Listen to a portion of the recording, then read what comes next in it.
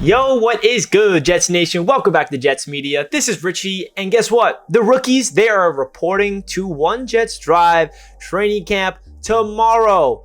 Training camp is finally here, guys. We've been waiting so long. It's been a long offseason. It's been a long hiatus since the New York Jets had their OTAs and their minicamp wrap up in June, and man, it feels good to be talking about training camp coming up. So in this video, we're going to be previewing the rookies reporting to training camp, give you guys my overall thoughts and expectations from the rookie class entering training camp, what the biggest headlines are going to be, what the thoughts are for each individual draft pick in training camp, and I'm really excited to break down these players. So before we hop into the video, I just want to mention, if you guys are new to Jets Media, make sure you hit that subscribe button. We've got a lot of Jets content coming your way all throughout the rest of the offseason, and of course, if you guys want to hit that thumbs up button, that'd be greatly appreciated. And of course, comment down below your thoughts and expectations from the New York Jets rookie class entering training camp. Love to hear what you guys have to say down below in the comment section.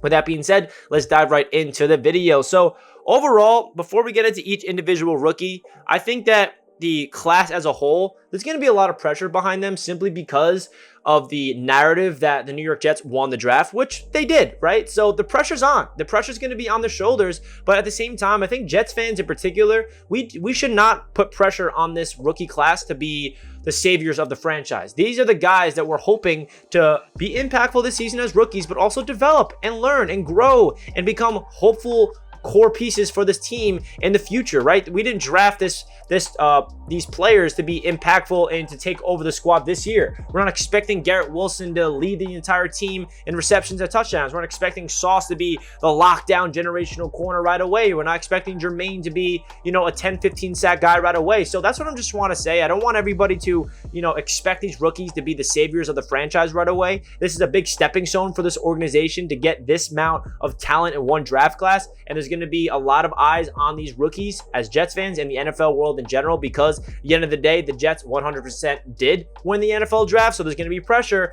But I just want to remind Jets fans that don't expect these guys to be perfect. They're going to have a lot of rookie pains like any other rookie in the NFL, so make sure you guys expect that, especially going to training camp. There's going to be some bad days for each and every one of them, and that's what my biggest takeaway that I want to give you guys and my thoughts heading into rookie training camp, because I don't want to see people worried about if Sauce Gardner gives up a touchdown or Sauce Gardner has a holding penalty in training camp. Like, that's going to happen. Garrett Wilson is going to probably drop a couple touchdowns or drop a pass or run the wrong route. Same with Breece Hall. These guys are human.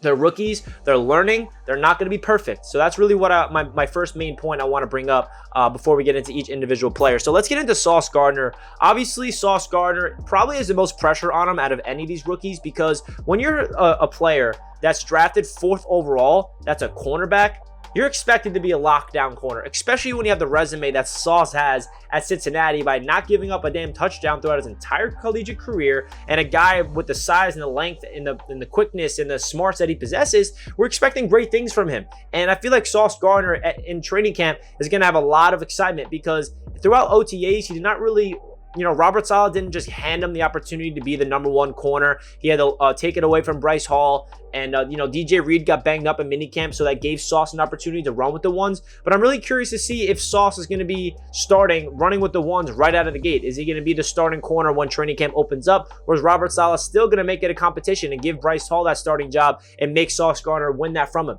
I'm expecting Sauce to be the starting cornerback alongside DJ Reed when it comes week number 1 against the Baltimore Ravens. But I am curious to see how the coaching staff really utilizes Sauce in training camp. But when it comes to Sauce, on the practice field, I'm really excited to see the matchups with him against Garrett Wilson, Elijah Moore, Corey Davis. I really feel like he has this unique presence to him where, first of all, in minicamp and OTAs, he really stood out. A lot of reporters that were at camp and even a lot of Jets players are coming away that Sauce Gardner's talent and his physicality and his smarts and his energy is definitely legit, and he's going to be a star in this league potentially, and I'm really excited to see what he can do. And I feel like in training camp, he's going to have a lot of, juice on him. He really practices well, and he's going to be able to help out these wide receivers, because the wide receivers on the Jets are going to have to go up against a 6'3" long-armed athletic freak in Sauce, and it's only going to help out this Jets team overall in the long run. So I'm excited to see what Sauce can do in training camp. And when it comes to Garrett Wilson has a very interesting camp ahead of him, because if you guys remember last year, our rookie in Elijah Moore at the time,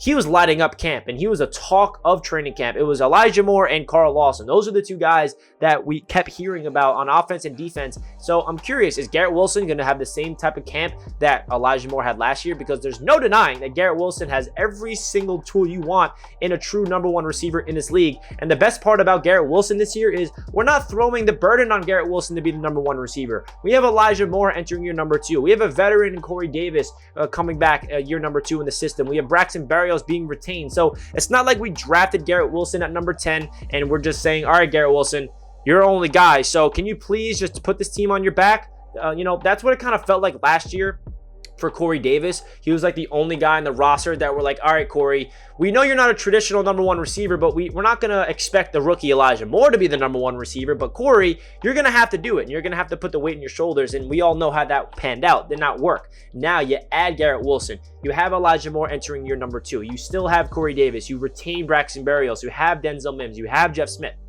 Garrett Wilson's not going to be expected to be the guy. He's going to be a player that's going to be impactful. He's going to be lining up in the slot. He's going to be lining up on the outside. He's going to be making big-time plays as a rookie, and I feel like at training camp, he's going to flash. He's going to have crazy catches. We know that he's an acrobatic guy, very athletic, being able to do one-handed grabs, sideline acrobatic, two toe tap grabs at the sideline, over the middle, high pointing it, catch radius ridiculous. I think Garrett Wilson is a player that's honestly being underrated out of this entire draft class. I feel like he might be one of the most impactful rookies out of this entire class and one of the best rookie receivers in the entire NFL draft class this year, in my opinion, because he just possesses way too much talent, way too much speed, and most importantly, way too much football IQ and love for the game, where I feel like Garrett Wilson is going to take flight. Now, if you want to talk about Jermaine Johnson, this is interesting because we didn't really get to know anything about Jermaine in rookie minicamp and OTAs and minicamp because they didn't really simulate any live pass rush. The offensive line and the defensive line did not get a lot of run in OTAs. So that makes you wonder, all right, what's Robert Saleh's approach going to be when it comes to the offensive line and the defensive line in training camp? Are they going to be in full pads? Are they going to be doing full contact all the time? So I feel like this is a good opportunity for Jermaine Johnson to really step up, learn from Carl Lawson, learn from all the young players on the defensive line, the veterans, and really soak up knowledge, because Jermaine Johnson, he's going to be part of a rotation that's going to be really exciting to watch this season, with the rookie Michaelclements next to him, with Carl Lawson, with John Franklin Myers, Quentin Williams, Solomon Thomas. I mean, there's just so much talent on this defensive line, and I'm really excited to see what Jermaine Johnson does in training camp, because I feel like he has a chance to light it up like Carl Lawson did last year. He has every single physical tool you want at that position, and I also feel like his mind is exactly where it needs to be. And for the Jets to get him at 26, it still blows my mind to think about it today, that I wanted the Jets to draft him at number 10 or even number 4 if they really loved him. I wouldn't have been upset with it, but we knew it would have been a reach. But Jeff Ulbrich, the defensive coordinator for the Jets, he wanted Jermaine at 10, and we still get him at 26. So I really feel like Jermaine Johnson, a lot of and the best thing about him, there's no pressure on Jermaine Johnson. There's so much guys around him to the point where we're not expecting Jermaine to do everything for us. We have guys that take the pressure off of him. Similarly to Garrett Wilson. And, that's why I'm excited, because both of those guys have a lot of talent around him, where we're not expecting these rookies to be the saviors of the franchise right away. And then you want to talk about Breece Hall. Breece Hall is actually the only unsigned rookie right now, so it'll be interesting to see if he reports to rookie camp on time, and if he's there, hopefully that gets done. As I'm recording this video, there's no contract signed for Breece Hall, but outside of that, man, I think Hall is that rookie that a lot of Jets fans are expecting the most from in terms of production on the field as a rookie, because the reality is, the running back position, you are expected to be in your prime on your rookie contract. There's not that much of a learning curve. There's not that much of, I feel like a lot of rookies in the NFL that are running backs are dominant right away. And I don't know why that is, but it's just the truth. But at the same time, Jets fans cannot expect Breece Hall to be a top running back in the NFL right away. Like, he's going to be, slow to the game a little bit. He's going to have some bumps and bruises to work through, some adversity. But the best thing about that is he has Michael Carter next to him. And that's the best part about this entire rookie class, is like, we're not drafting them to be the guys, to be the saviors of each position group. Sauce Gardner has DJ Reed next to him. We have Bryce Hall. We have Eccles.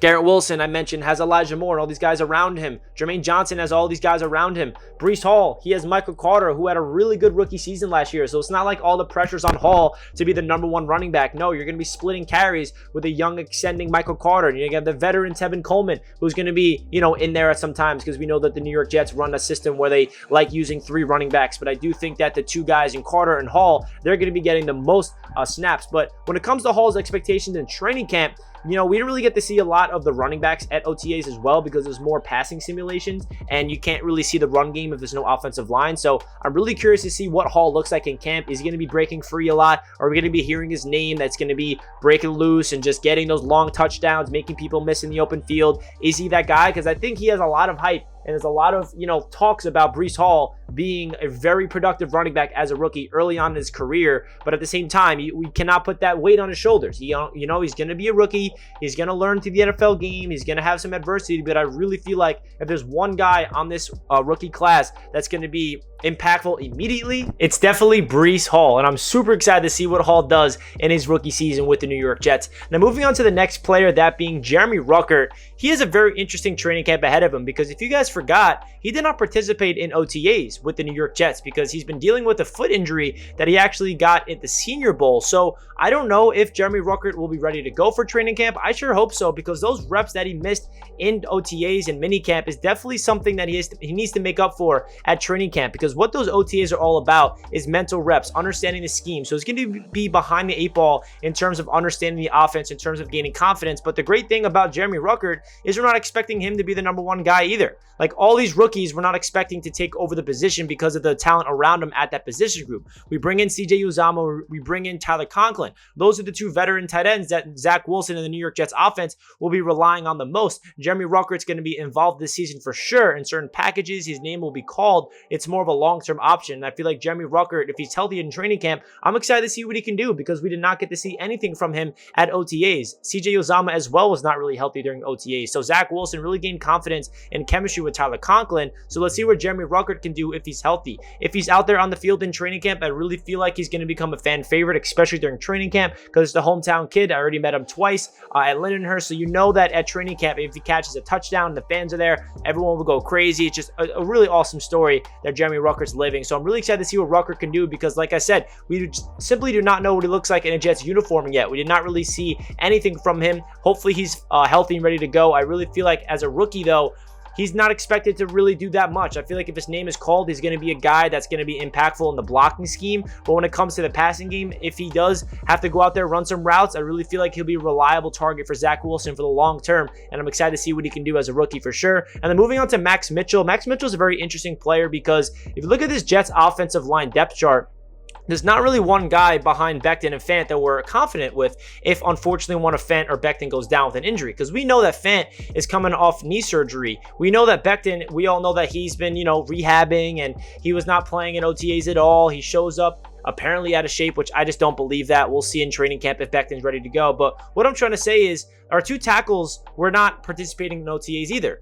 And who's the backup tackle behind them? Connor McDermott, Chuma Edoga, or Max Mitchell, the rookie? So Max Mitchell has a really good opportunity to establish himself as a swing tackle for the future for this New York Jets team. I don't know if I have confidence in him to become a rookie if his name is called to be a left tackle or a right tackle this season if one of those 2 guys unfortunately does go down with an injury. So I'm excited to see what Max Mitchell can do because similarly to Jermaine Johnson, we cannot really get a good assessment of Max Mitchell in OTAs because they did not really have pads and they were not playing, live pass rush opportunities for him to really get that action. So for him to be in training camp to really establish himself as a rookie and prove to the coaching staff that they can rely on him, we'll see because I feel like he has a lot of room to grow as a rookie. And this offensive line depth chart looks way better in the interior offensive line with the signing of Hermans and having AVT and Lincoln Tomlinson. Then apparently you look at the O tackle spot, it's not really the same. So curious to see what Max Mitchell looks like as a rookie in training camp. And then finishing it off with Michaelclements, I feel like Michaelclements might take over training camp out of all these rookies simply because